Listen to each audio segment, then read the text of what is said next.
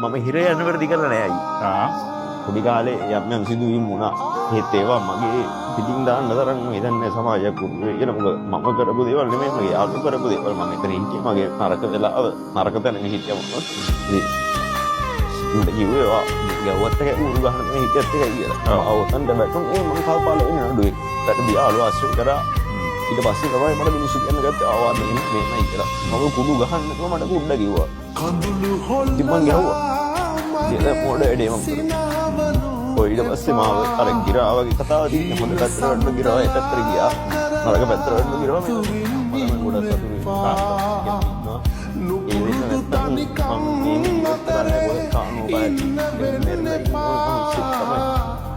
ඔයා හැරෙන්නට මේ ලෝකේ කවුරුවත් එපා.